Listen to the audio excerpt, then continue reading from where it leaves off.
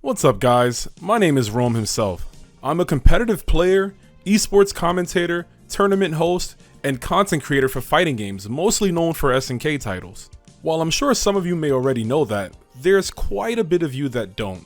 And that's exactly why we're here today, because what if I told you that there was others just like me? Others just as passionate as myself, if not maybe even more passionate about SNK games. And we're going to sit down with all of them. From tournament players, to commentators, to artists, to event organizers, to lore enthusiasts, to legacy players, to unsung heroes, hell, even the people who work for SNK. All so we can get to know our fellow community members even more and find out their origin stories and put a spotlight on the amazing work that they do for the games that we all have come to love. This is 15 Minutes of Flame. Get ready, fighters! A Rome himself production is coming your way! Yo, what's up, everybody? Welcome back to yet another episode of the 15 Minutes of Flame podcast. I am Rome himself. Today we are talking to one of New York's finest, one of New York's multi-talented players across the board, numerous games. You know him, you love him. He's insane. He's Coach Steve. What's going on, man? Yo, what's up, Rome? Thanks for having me, man. How you doing today? Yo, I'm doing great, man. Weather's kind of nice right now. It's not too bad. You know, it's been raining, but all last week, but right now it's pretty good. So I'm chilling. I'm excited. We got a lot to talk about, man. Oh yeah, for sure. Sure, yeah. So before we get into the nitty gritty, let's talk about that origin story, man. Tell me the humble beginnings of one Coach Steve. Basically, I've been like on the competitive side of things since I was like 11 years old, but not for fighting games. Been playing like I played like Metal Gear Solid when it had online, Splinter Cell and stuff like that, and then went on to shooters, mainly Gears of War. Oh, nice. Nice. Yeah, I was really big into Gears of War early on, like 1 and 2. Did like a lot of I had those like game battles, ladders and stuff like that. I played with a few teams and everything, and it was always like a really competitive environment, and I always just loved that in anything I do. Mm-hmm. So. Eventually, we fast forward to about 2009. One day, my brother brings home Street Fighter 4. My older brother, he brings home Street Fighter 4. We sit down, we're playing like a lot, and then we pretty much just can't put it down, like at that point. So eventually, we both go to like our first offline tournament like together that we found. It was actually up in White Plains. It was sponsored by like Play and Trade and stuff. What was the name of the place? I forget the actual place. It was in like some kind of convention center, I think, like in White Plains, New York. So like slightly upstate. Oh, that's what's up. And like the first place won like I think it's like a $200 Play and Trade gift card or something like that. Yeah, those places, yeah, you didn't win cash, you just won like. You didn't win cash, yeah. Like it was mad funny because like I'm playing on my 360 controller. In grand finals, I made it to grand finals. I got second place. Oh, shit. All my family was there, but grand finals was on a big ass projector, and it was like 4 out of 7 grand finals, and I get washed like really, really bad on that. Do you remember the person? Do you remember the person you fought, or? Yeah. His name was Grand Calc. Grand Calc. If you're out there, he was a Balrog player. Oh, he was a Balrog player. Yeah. I got him back though. Like it was like another tournament on Long Island. I got him back. That's pretty sick, man. So that's right into the foray. So you started with shooters, and then you said your brother brings home Street Fighter 4. Street Fighter 4 is like, it's rocking, man. That was like the game. Oh yeah, that was the peak. It was bringing back fighting games. Like I learned more about fighting games after, but like from like what I studied and everything is like this was the game that brought everybody like back. So. It was really nice. From there, like the rest is history. I've been doing this ever since. Yeah, it's been a long time, man. 2009 to now 2023. It's a very long time, and you've been 14 years. Yeah, you've been like at it. Multiple games, like we've mentioned, multiple placements. But you know what? You talked about your first local. How about your first major, man? How was your experience at the very first major you've been to, and what was it? It was Summer Jam. It was a Summer Jam in 2010. I want to say no. I think it might have been 2009 that year. Oh wow! It was it was Summer Jam, either the year or the year after. I forget when Super Street Fighter 4 came out.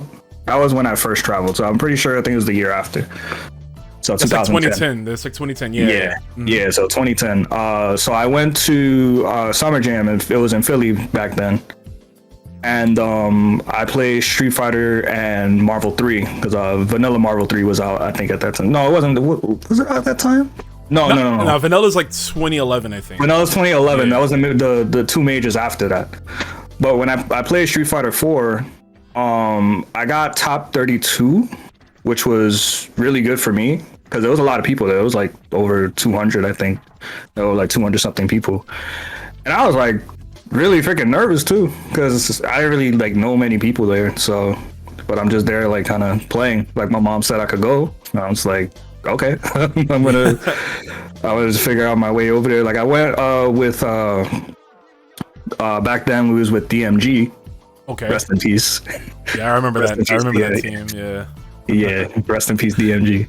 But my homie Jason 24CF, he was the one that took me. We pretty much went on the bus together over there, and we had a good time. We was playing a lot.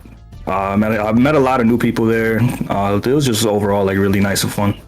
Yeah, that And I sounds performed good. well, so that was it was I had like the best experience I think I possibly had for a first time. Absolutely, yeah. To get a top 32 at your first major, within like the first maybe calendar year of you playing fighting games competitively, that's actually really impressive. Most people don't get that for some time, you know what I mean? And then you got second at your first local. That's also got to be another notch in your cap. Like over that like course of time, like like I was going to other New York locals, so I met a few people, and then like some of them I saw at Summer Jam, and they were like surprised to see me like leave New York at that time because I was like pretty young. I wasn't leaving like New York at all, and it was like, oh wow, you finally came out. It was like that kind of vibe. So I mean, like that was cool. It was cool. Yeah, the hunger and the drive already. You starting in and like you just hit the ground running. You're ready to compete. You're ready to get stronger. Ready to play. So with that being said, at that time, your time of your growth. Do you have anyone that's like a rival, someone that's like pushing you? You know what I mean? Like someone you had like maybe a training partner, someone that pushes you constantly to get better, like in these developmental times.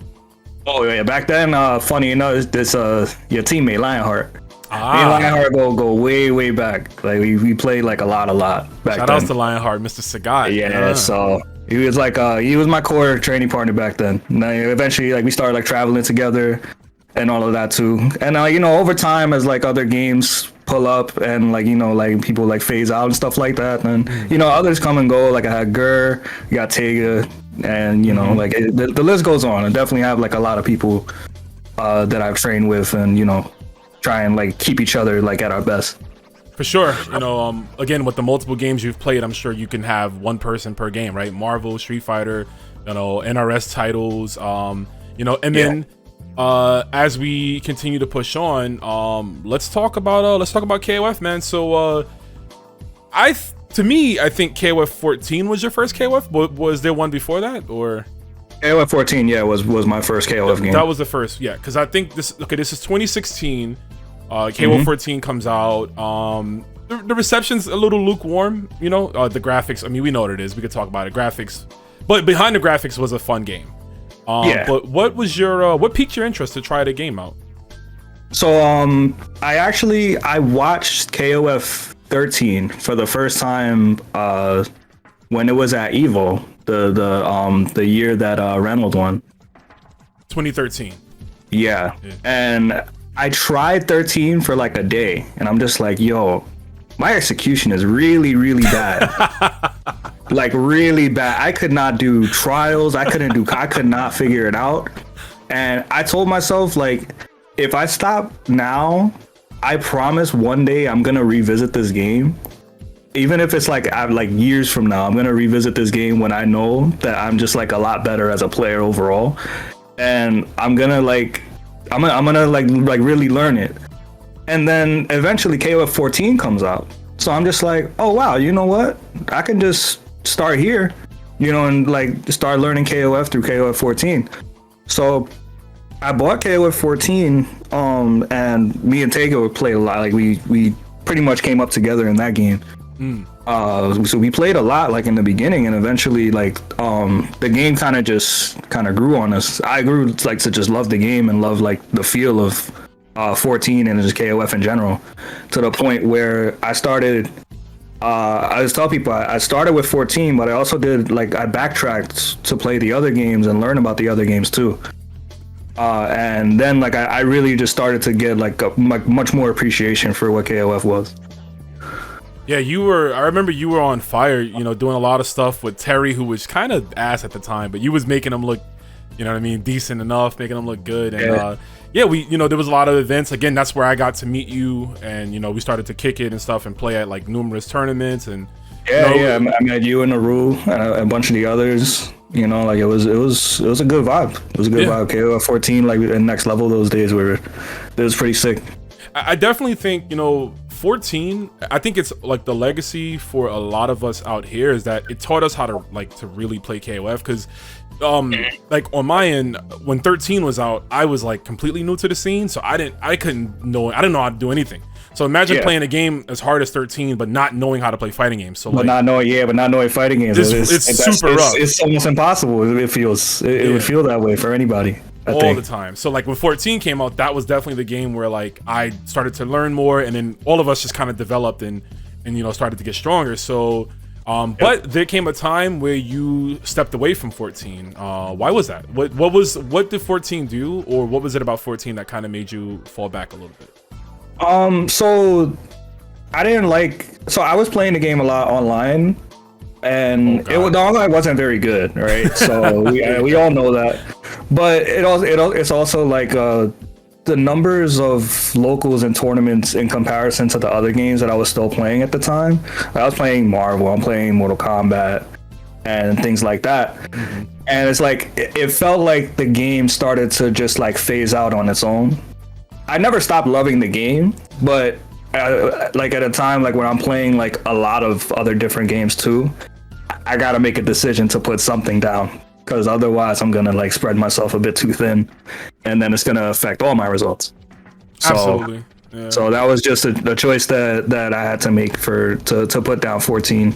I was so happy when I heard a 15 was coming out. So yeah, no, that makes perfect sense. You you play multiple games, and it's hard sometimes to delegate enough time. And going to school, because I think you were still going to school at the time. Right? Yeah, I was in college still. Yeah, so going to college, playing Marvel, playing Mortal Kombat, Street Fighter. So playing Street Fighter. Yeah, it was a crazy time. 2016, I was playing Pokken competitively. I got to like world finals of Pokken. Like I qualified for that, and it was just I was like all over the place. So I had to make a choice. And KOF 14 was the only logical one, I thought, at the time. Yeah, and it makes perfect sense. And you just brought up Pokken and how you got to the world the finals at that point. Let's talk about some of your tournament places, man. You're not KOF 15. We'll get to KOF 15 when we get there, but anything pre 15. What are some of your like more prominent tournament placings for the games that you've played? The biggest highlight for me will always be top 8 at Evo for Marvel 3.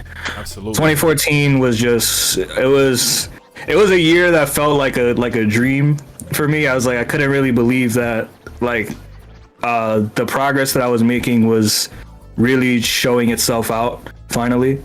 Because like I always thought, and other people like knew like how good I could be or how good I was, but sometimes your results don't reflect that. Mm-hmm. And 2014 was that was like the turning point. Like it was really starting to show itself even more. And to be on like the top 8 stage for my first Evo appearance, that's something I just like. Nothing beats that for me. The only thing that'll beat that now is winning Evo. Like I don't think anything else compares. Yeah, understandable.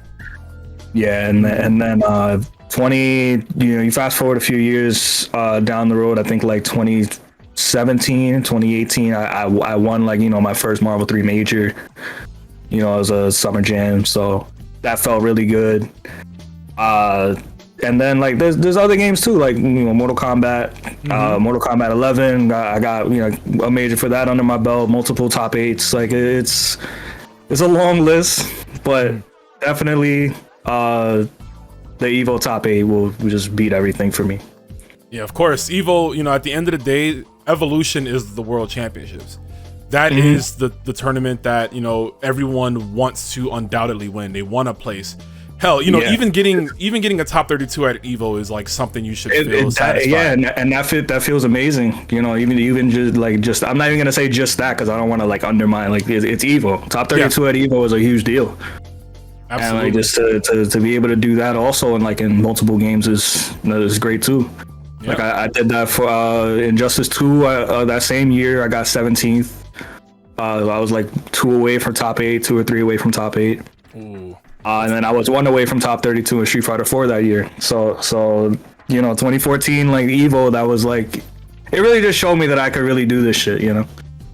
Yeah, you would say that's your best outing, like in terms of all the events, of all the games you played at that event, in terms of placements, right? Yeah, that was my best Evo. My best Evo was definitely my first one, and like that's the biggest tournament. Like it was a great feeling. It was a great feeling. I bet, dude. I bet. So again, we fast forward in a little bit.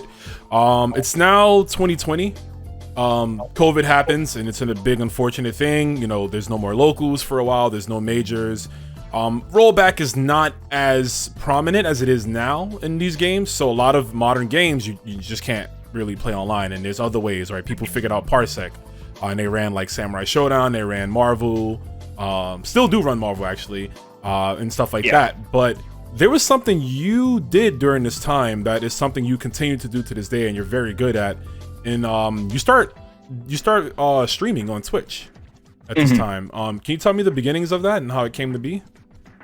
Yeah, so initially, I hated streaming. I just didn't really like the idea of just sitting here, really being on camera. I don't really care for the spotlight that much and things like that, and like trying to like entertain a crowd or whatever the case is. So I was like, I don't really care to stream, you know. Like back then, like, you know, I was going to school, I was like doing my own thing, I was playing in tournaments, right?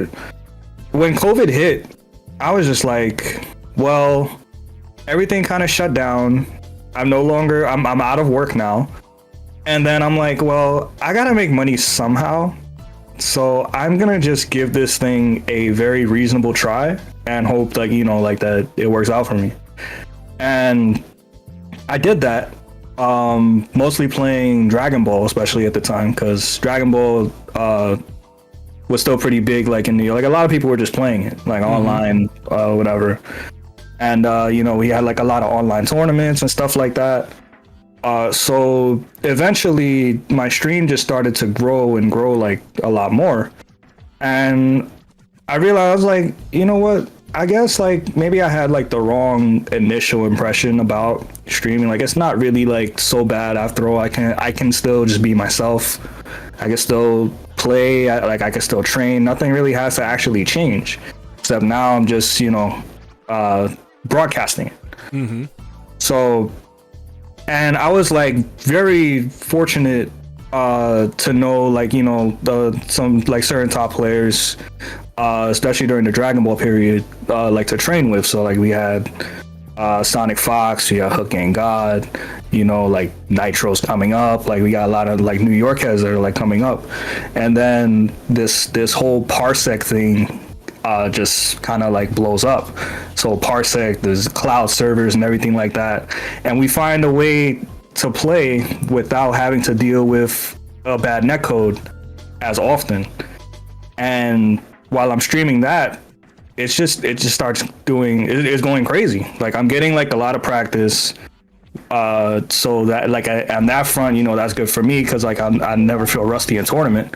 And then on the streaming side of things, I'm just getting a lot of viewership, you know, a lot of support from players, from the viewers and everything like that, a lot of subscribers and all that.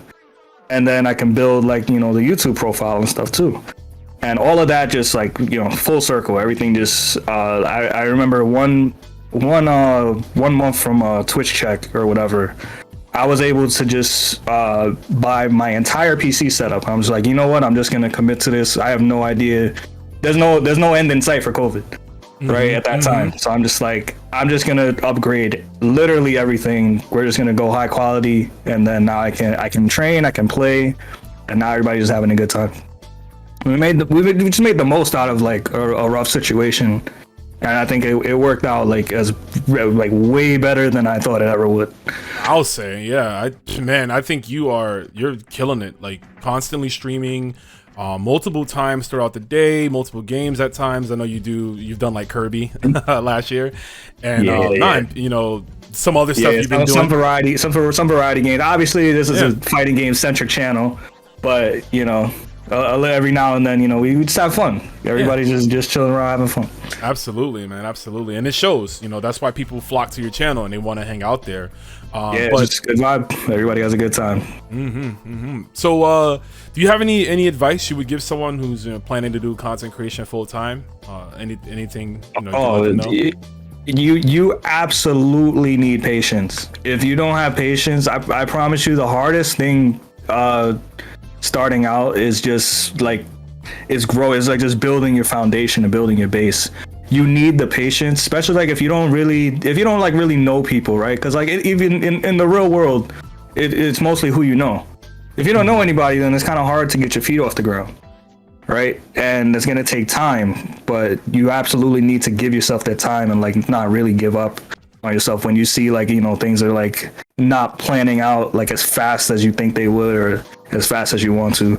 You definitely need patience above anything else. It's gonna be a really rough road sometimes, so but you absolutely need that number one thing. That's grand advice. Yeah, patience. I think that's definitely what a lot of people fall into, is they lose patience because things are not moving as fast as they have wanted to. And ultimately they might like quit or eventually they might quit. It's so easy for it to happen too. Like I've seen it happen to a lot of people. It almost happened to me also, because like, you know, like you get like those low points also, like even after like you started and like you're doing good, then you'll get like those low points and then you're wondering like, is this going to pick back up and things like that, and then like, you know, that gets discouraging too. But you absolutely need the patience to deal with this for sure. Yeah, I was gonna say, I'm sure before your streams were more like consistent in viewership, I'm sure you had times where your viewership was high, but then there might be a week or so where it's like it dips a bit and you're like, damn, I thought I was rocking, but it happens. I mean, even I've had it on a smaller scale. I've had it too, where like, you know, sometimes okay, my streams are good, but then there's other times where it might fall a bit, and it's par for the course until you can create that consistency. Yeah, it happened like so let's say like Dragon Ball, right? Dragon Ball. From 2020 to now, Dragon Ball was my peak. That was basically like my peak viewership, everything, right? When I'm transferring over to like other, because I don't want to play Dragon Ball all the damn time, right? Like I want to learn other games and train other games and everything, but I also want to stream it because people are you know, they're tuned in mostly for Dragon Ball. Those other numbers are going to be significantly lower, and I still have to build those up too. Like in a certain way, and I have to be patient with those, because like I'm not gonna not stream them because I have to train in those games regardless, right? And then like I want to play them, so I have to build up those numbers as well. So those lower points, and eventually, you know, you get your base in those games. Like right now, it's building like for KOF, like the KOF numbers are much better now, and stuff like that. So you know, it is definitely it's something, but the patience is required for sure. Absolutely. So yeah, so KOF finally comes out. It is the year is 2022. You know, COVID is still a thing, but it's a little bit more under control, whereas we can go out the house again, we can compete again, do what we love, right? So 15 is out. What has captivated you about this game? Because you've been taken to this game OD, I think. You know, you've constantly improving, having stalwart performances, you know, online and offline. Can you just tell me, like, just the first year of the game before we even get to the patch, just like the first year of the game, like, you know, what's captivated you so much about this game and why you love it? Yeah, so we find out KOF 15 is coming out, right? We find out we getting like betas and stuff. I'm like, I always miss 14. And I'm like, okay, wow, you know, we finally get a new KOF game. I can't wait to try it, you know, etc. I'm playing the beta and everything. I like the feel of the game. There's no other fighting game at the moment that I really wanted to play and like grind like that.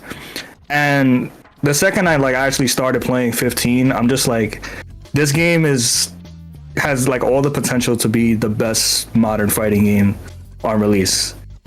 And when the game drops, you know, I'm putting hours and hours and hours trying to figure out what I want to play, but like before anything, as far as like, you know, team composition goes. So I divert to like part of my 14 team. So I go with, you know, Terry and Mai and stuff first.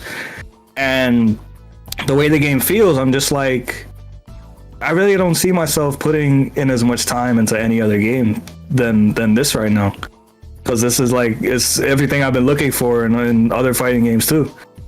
You know, like I love like it's not a versus style game. Like, you know, like I love versus sure. games, right? But I love like, you know, the team aspect. I love like the pace of the game period. Like it's faster than 14, but not like, you know, like some crazy fast kind of game, you know? Like everything about it is just like I can really just take this game, you know, to the next level.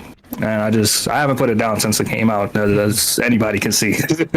Absolutely. I think you're one of the more consistent streamers with the game too. Like you dedicate a lot of your stream time to KOF, you know, whether you're training, whether you're entering a bracket, and also what we're about to talk about now is running tournaments. You know, you've done a lot for the scene with the tournaments you run. Can you tell me some of the events and how this all started out, how you decided to do online events?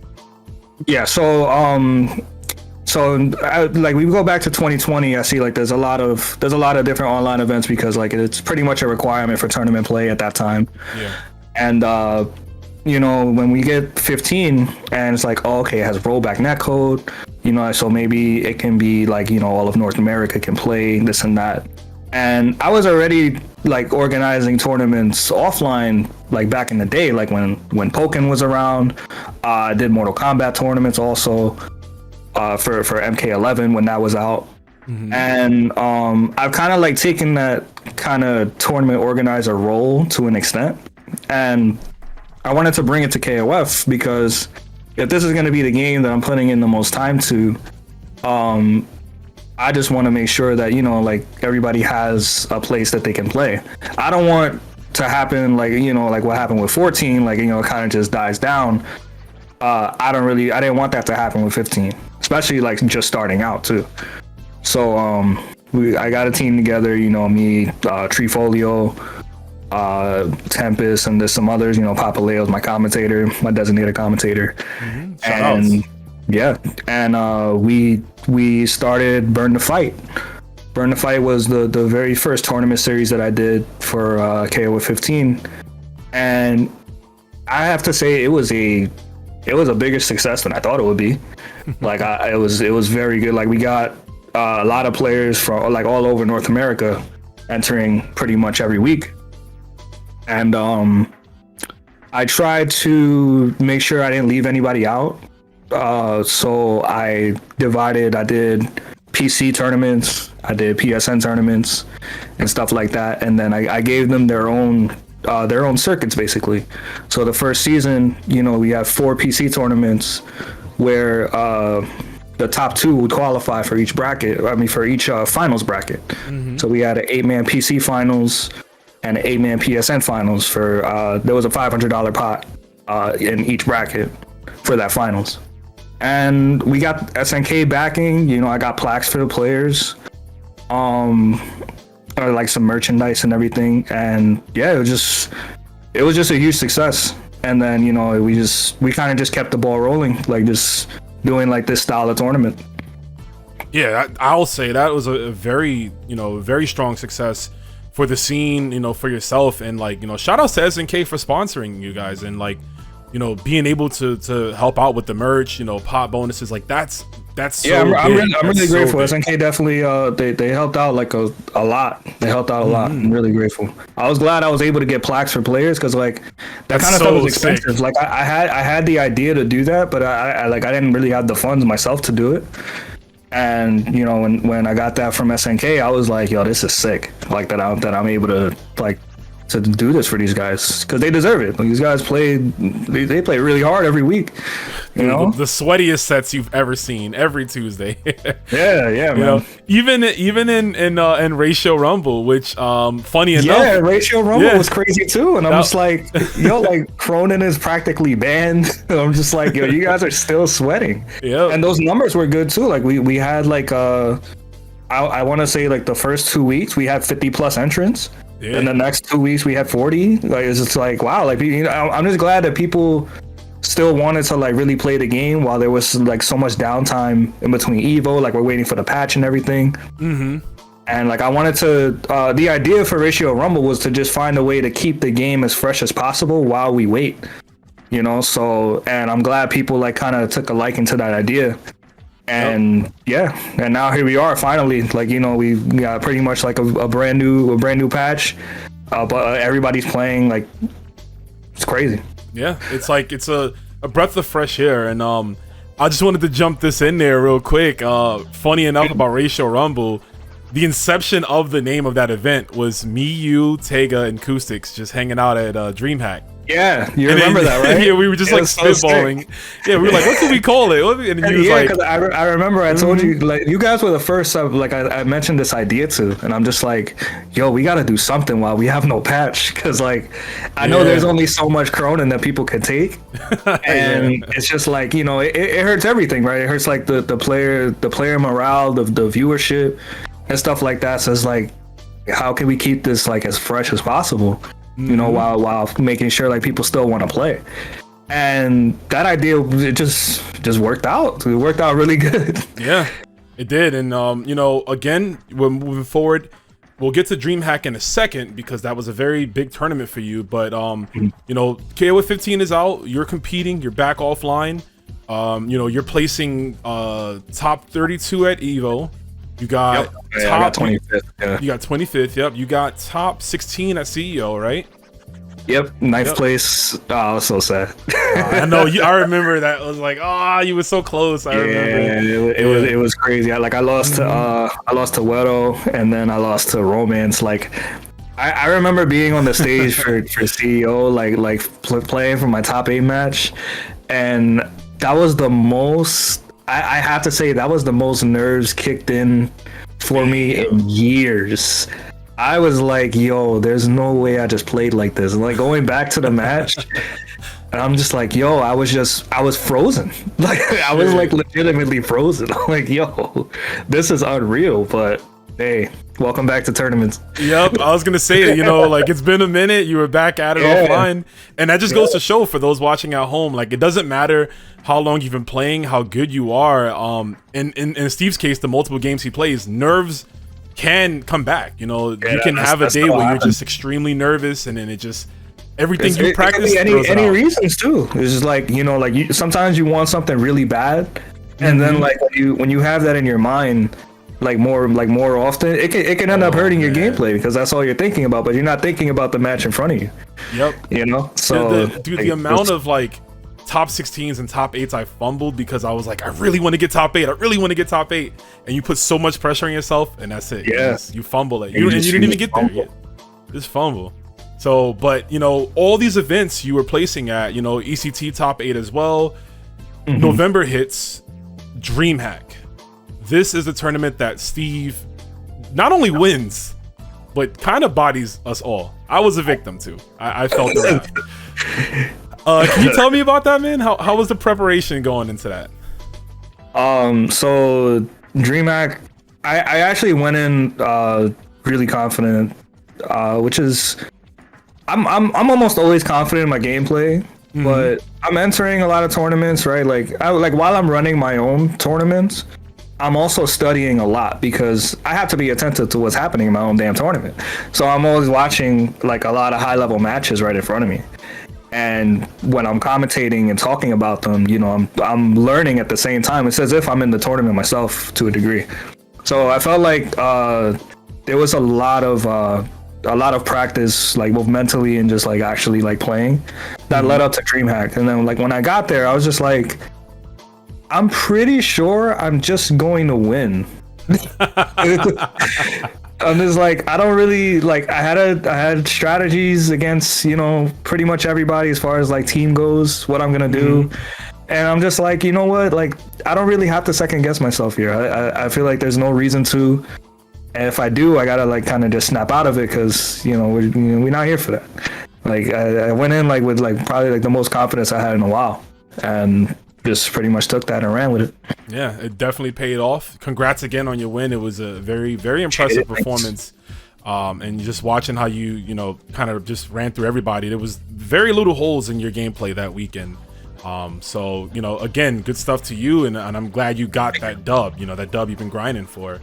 Yeah, thank you. I appreciate it. That trophy looked really nice too. When I saw it, I was just like, oh wow, yeah, that's what I'm gonna get. That's crazy.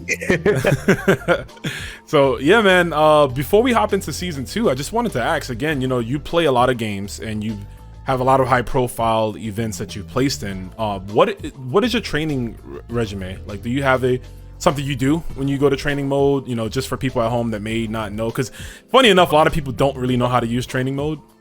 Yeah. So it varies from game to game because every training mode is different. What's important in the game to me is different. You know, it all varies. When it comes to KOF, and I'll get into the people don't know how to use training mode in a second also, because it's a very good point. But in KOF and a lot of these games, all the answers are usually right in front of you if you're just, you know, just actively paying attention, right? The record playback function is a very strong tool, right? So you can always like put something unfamiliar in training mode or something that you struggle with. You could put it in training mode, find like multiple answers if there are, and you know, like kind of like cycle through like what the best answers would be, certain situations and stuff like that. Usually against like problematic characters, like let's say like Cronin, right? We're trying to figure out how do we work around 2C, right? Like safe jumps against Cronin, because if you don't safe jump him, you die, like in this stage of the game, right? So like those things are like really important to like practice. Like what kind of strings would he like that you do? Like he might just throw out like a reversal 2C or something like that, since that's just like a very common option. And you know, like it just kind of like play like the what if game in training mode. Like he's like, okay, like what if this scenario happens, then he does 2C. Okay, like he doesn't want to do 2C, so what if he does a 6A? What are my options here? Like, you know, like things like that. You gotta always be willing to ask yourself, what if? You know, because you never know in fighting games what's about to happen. You don't know what your opponent's about to do. Everything is not always like, you know, predictable. So it's very important to just be able to cycle through all those options and just be aware of everything that you can do. I like it, yeah. And like I make this a point on my Metafy as well, right? So like I do give lessons on Metafy, and I started doing for KOF. And I was initially doing for Dragon Ball, which I still am as well. And it really surprised me. A lot of the lessons that I did, most of the first lessons that I give people are lessons on just how to use training mode. And it's really surprising how many people don't really understand even like the like how to use like to get the most out of like the most basic of functions too. Because you don't want to really be sitting there, like you're not getting the most out of training mode if you're sitting there grinding like, you know, like 1 or 2 combos for like, you know, 2 or 3 hours. Right. At some point that becomes like a, you know, like a waste of time. Right, because you want to be able to practice things that you can apply in a match better, and then, you know, that way you can finally land the hit and then land your combo that you've been practicing. But knowing how to use training mode is definitely something I place like heavy priority on when trying to teach somebody, because I'm not going to be there all the time, and training mode's going to be there all the time for you. So you gotta know, you just gotta know how to make the most of it in any particular game. Yeah, that's a very good point. Yeah, you know, practicing the same combo over for 3 hours, that's not going to do anything when you can't open me up. You can't land a combo. So you just spend 3 hours practicing that combo. You're gonna like scramble for that hit that you've been looking for, but you don't know when you're actually gonna land that hit. And then when you finally do, you're like, oh wow, I actually hit him. Now let me do this combo I've been practicing for 3 hours, and then you drop it, and then you never hit me again. Yep, that's exactly how it is. So, but here we are. The year is 2023. Season 2 for the King of Fighters 15 just dropped only a few days ago. So, how we feeling, Steve? Talk to me, man. I know your team. You know, they kind of took some of them out back, specifically Gato. But let's talk, man. It's funny because so when we get the announcement of the patch, right, and we get all the patch notes. Anybody that knows me, like in my training circle, I'm always brainstorming ideas like about the game and everything like that. I'm looking at these changes over and over and over again. I'm just like, yo, I'm trying to like be optimistic. Like, yo, maybe they didn't hit Gato that hard. I gotta see it I gotta see it for myself, or like. And I'm reading like other characters, like, oh, this might be a problem when we get the patch and everything. So there just becomes like there's a lot to test. We got 54 pages of patch notes, and just like, damn, like what am I gonna do first? Like that's like the first thing I ask myself. What am I gonna do first? So I go, just to my team first. So I start with Mai, right? Like I press my jump CD, I cry a little bit. It's like, damn, it's 12 frames. I was a little privileged. I'm not gonna lie. Now a 9-frame jump CD is a little cap. At that angle it hits too. Come on. Yeah. I was a little privileged, but that was actually her biggest nerf. I actually think she's in a very good spot right now. Probably like a little bit overreaction to the patch notes, because like a three frames is a drastic difference, but it went from 9 to 12. It's still like among the faster ones, like the faster jump CDs. I just can't just be brain dead with it.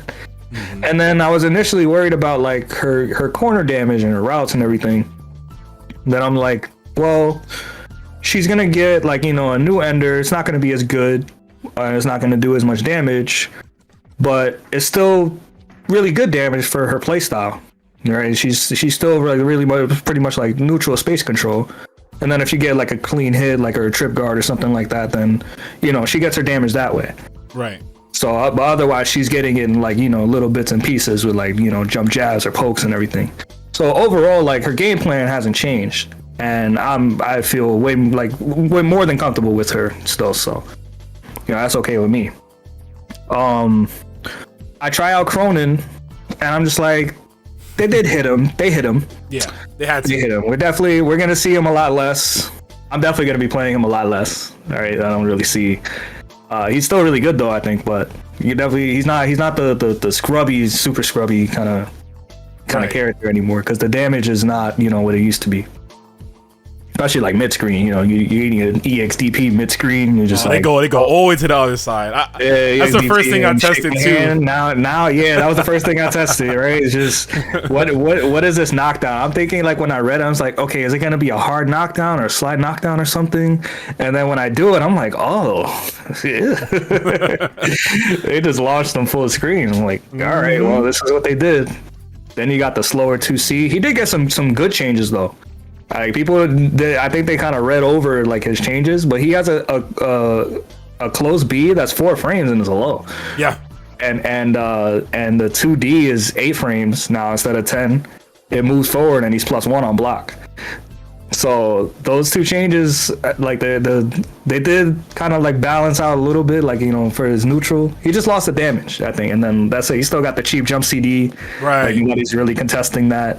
Yeah, the universal change with the like now you can't like throw out of a strike. Like that's gonna hurt the overhead mix-up game a bit, but like yeah. So I tested that actually. So he can still, you can punish him on block with a throw, but if he does it and like it didn't make contact yet, he can still tech the throw. Oh, it's really weird. It only applies to like when it actually says punish on the screen. Oh, okay, I see what you mean. Yeah. That was one of the first changes I was interested in, like in the game period, because I was like, oh, they finally like fixed how throws work, and then I'm like, oh no, it's still pretty much the same. Wow. Right. So yeah, I was surprised. And then Yashiro's nerfs, they're okay. Like they don't change how he plays. His nerfs become more noticeable when you're scrambling with people, because then like you're trying to like do like reversal buttons. Like sometimes you want to like challenge like a 2B, you can't do that anymore. 7 frames, and then all the hitbox nerfs, they become way more noticeable like in more scramble situations. But otherwise, his game plan, his damage is still the same. Everything's pretty much intact with him. The main one is Gato. They definitely they try to shoot him a little bit. Damn. Yeah, I'm not a fan right now. I'm gonna leave it at that. Oh boy, I don't understand. I was trying really hard. I was trying really hard to be really optimistic, But and I think he's still pretty good, but nowhere near what he was. Not being able to combo EX palm off of lights, I was like, whoa. I was like, all right, slow it down, guys. Like, I understand he was a problem, but goddamn, like, I didn't expect that. They went a little ham. I was thinking, I was like, yo, SNK, I thought we had something good. Like, y'all been hooking up my tournaments. Like, we've been talking, and I'm just like, yo, what happened? Damn. You know, so like his corner routes is still the same. Like they nerfed my DP. I got a 7-frame DP now. Yep. I'm like, yo, what happened, yo? They kind of buffed his like gimmicky stuff, like the counter and everything, but it's like it don't matter. Yeah, none of that matters, man. Like I like the solid gameplay, you know. Like the biggest nerf that I expected was the 2C. The 2C was it was too much because I had no hurt box. So like I would just throw it out. I was like, I guess I could 2C here. I mean, they can't really do anything about it anyway. So like I expected that to just go because that wasn't cool. But damn, when I seen everything else that got shot, I'm like, oh, all right. I guess time to keep exploring. Yep. And then that, you know, I'm sure you're still doing. Again, the patch is very early, not even a full week, so we have a lot of labbing to do, new matchups to learn, and also potentially new characters. Is there anybody you're looking into? Maybe you like their changes that you might, you know, give a serious look at? Yes, I think so. I wasn't entirely sure, but I think I'm finally closing in. I'm going back to Dolores. Ooh, okay. Yeah, I think I'm gonna just put God to rest, and I'm gonna focus on Dolores for the next couple of tournaments. Very good, very good. Yeah, she's an interesting one because I feel like her changes on paper, it doesn't look like they did too much, but from the tech I've been seeing, it's like, okay, this one change, like the hit stop on the ground pillar, like really helps her a lot. Oh, all of her changes in conjunction, like they help each other out, right? So like the close debuff is really good. Mm-hmm. Being able to just cancel it, right? So like close D into like 6A and stuff like that. Yep. Her punish game is so much better than it was last patch. So much better. Now you're taking like 45 for like, you know, a bar and a half maybe, and anywhere on screen. Mm-hmm. So it's just like, yo, this is like pretty crazy. And then the far pillars having like less recovery. It was a really good change too, because like they were like okay, but they're slow startup, you know. So at least there's better reward like on block and stuff like that, block on hit. Mm-hmm. And what else did they do to her? I'm trying to remember. How does the hit stop on the pillar was really good. Her stand D, how was that? Because I know it doesn't move her forward. Do you think it's still good though? It's still a good button, right? Which button? I think her stand D, it doesn't like move forward anymore or something like that. No, they only buffed the close stand D. Oh, so that was a close. Oh, my bad. Yeah, they gave it a better hitbox. They gave it a better hitbox and they made it cancelable. Oh yeah. I haven't seen that. It's a 6A. Yep. Yeah. Good. Oh, that buff turned out to be like one of the best buffs for sure. Very good. And yeah, like her damage is just really good. She always had some of the strongest neutral in the game.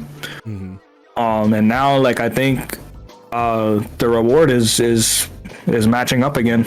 I mean, you know, season 1, like very early before the first patch, she was doing an insane amount of damage. Oh my god! I think they found like a happy medium, but more in her favor now for sure. That's good, yeah, because some would argue that like from the initial version of the game to the first patch we got in May last year, she got like a bad deal, right? Like she kind of got hit really hard. Not that it made her terrible. I thought she got hit pretty hard. It made it difficult because she couldn't match the damage that Cronin was doing, right? And like Rock and B Janet and stuff. Like it was really hard. Yep. So, but now with the nerfs to all of them and just like the rest of the top tiers, I honestly think she's pretty much back up there.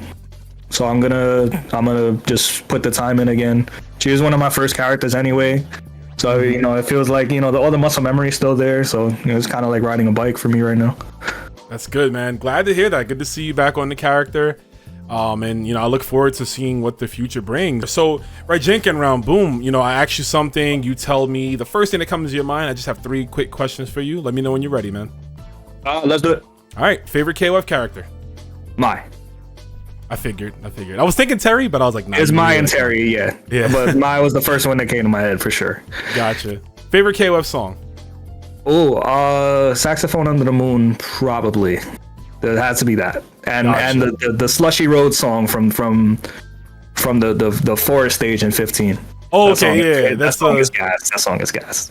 It's funny that you would say that because that stage, that's like Bond Wonderland, right? So of course the Marvel player would say that song, right? You know, it's so gas, man. Yeah, it's pretty good. 15's OST, I think, as a whole, is pretty strong. It's solid, yeah, for sure. And the last one, this one might take a little longer. So I want you to create a team of KOF characters, but pick characters from another fighting game. Pick characters from another fighting game? Yeah. Give me 3 characters from like any of the other games you play to make your KOF. Like if you could put them in KOF. Oh, Spencer, Rolento, and damn, who would the third one be? Blanca? How would Blanca play in KOF? That would be so crazy, right? Knowing this game, Blanca Ball will be safe as Let's go fuck. with Blanca, yeah. Blanca Ball gonna go through projectiles. You know, it would be fire. It would be fire. Let's go with Blanca. He would probably be able to do like the command hop. He'd probably be able to do that and do like jump D. Yeah, like command hop, jump D, get a combo. They would give him some crazy things. They would give him some crazy things. He might actually fit in this engine pretty well. Oh man, that's kind of scary to think about, actually. All right, so we got Rolento, we got Blanca, and we got Spencer. It sounds good. Yeah. It sounds good, man. I like it. Without further ado, we're gonna hop into some matches, folks. So we'll see you there. All right, folks, we're back at it. Time for the matches, man. So Steve was asking me if Billy is worth it. I want to say yes, but he's still got some issues. The thing is, though, I feel like if I put the time in, I can make him work, but we'll see.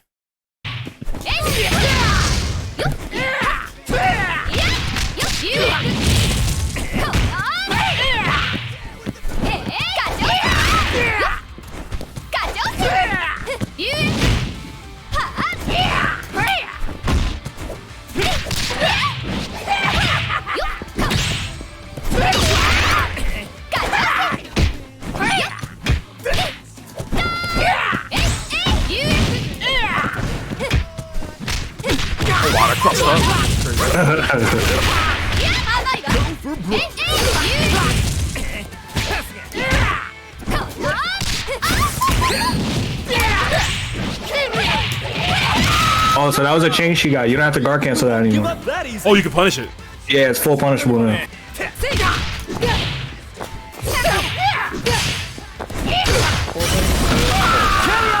Let's get this character. I don't know what the hell he's doing. Yeah.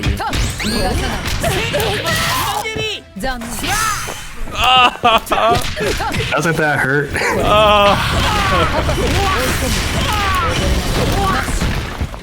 Show no mercy.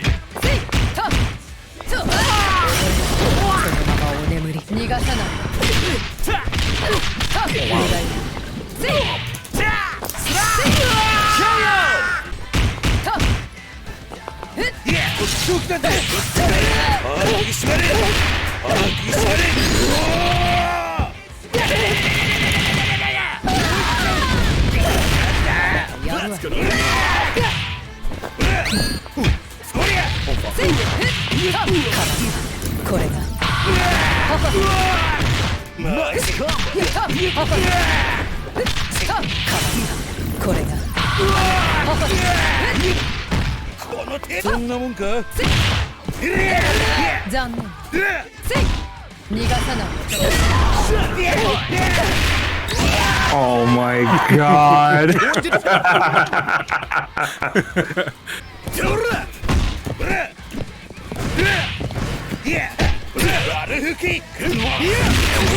Oh, whoops. Oh my god. I saw you built the second bar, I was like, fuck.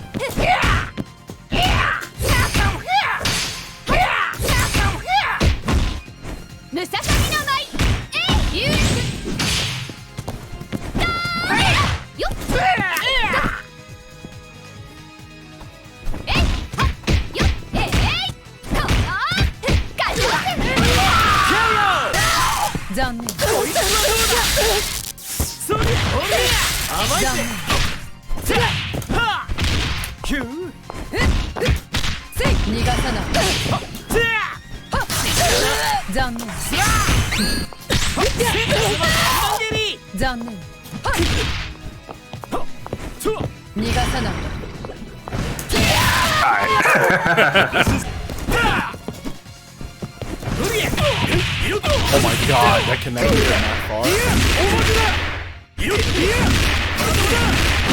Jesus Christ, this character.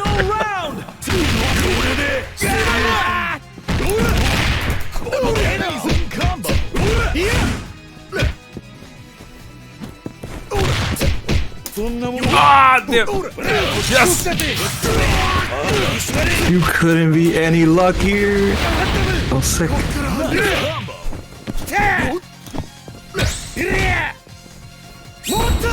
I definitely got lucky. Go for broke.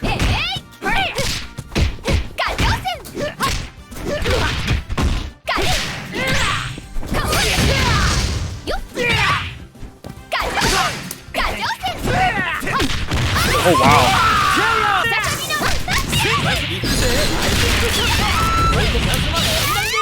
Nice combo.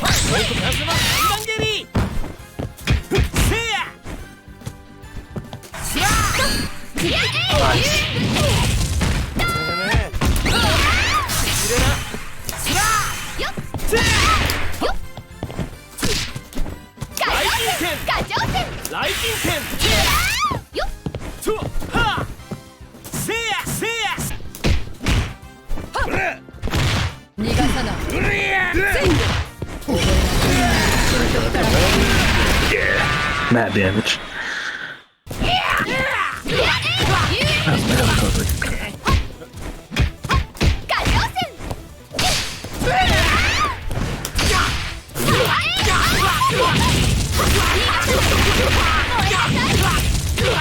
Show no mercy.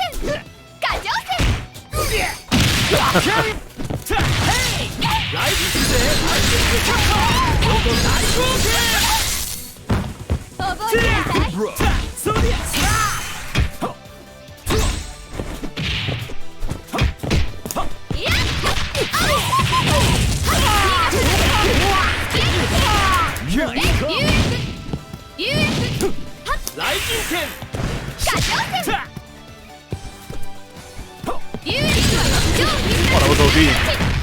Yeah, I wish I hit the full.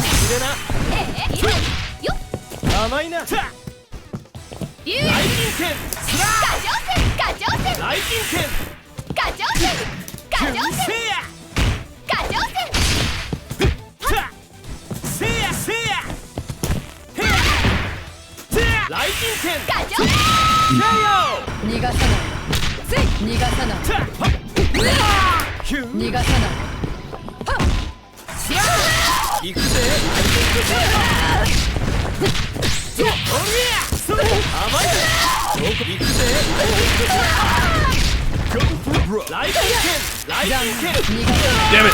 Thank God.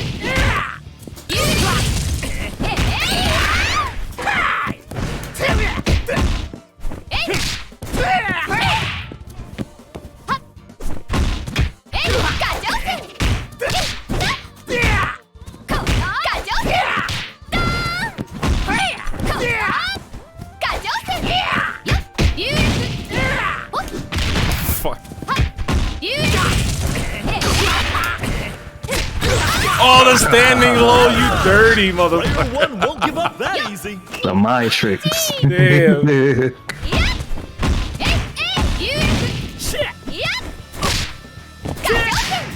No, I know that was like a part of like a lot of changes was they made it so like some buttons hit, like post normals hit like more consistently now. Yeah, they changed her close D to do that, but they also made it 7 frames.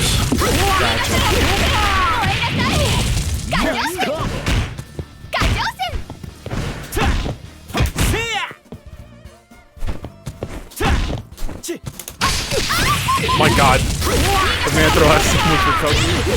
Go for broke.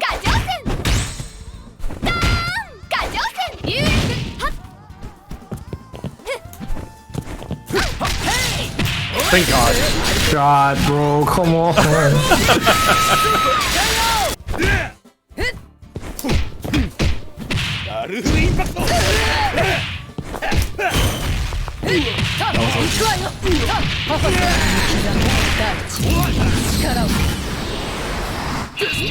Of course, the Ralph player would block that, right? Oh my God, the damage! Let's go. Shit, I might start playing this character.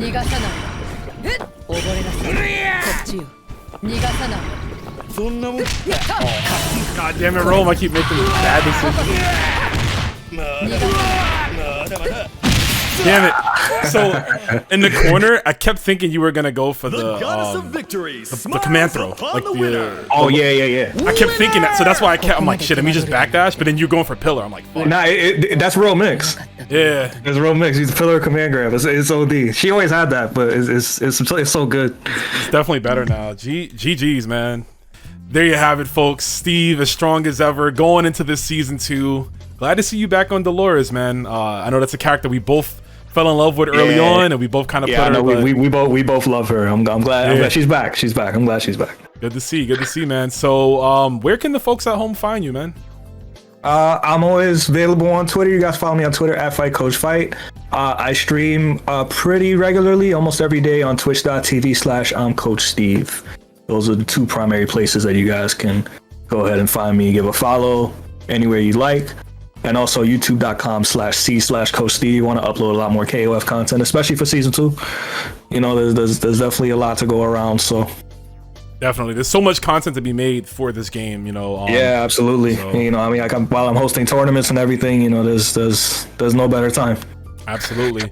So Steve, without further ado, man, thank you for being a part of 15 Minutes of Flame. It's always a good time chatting with you.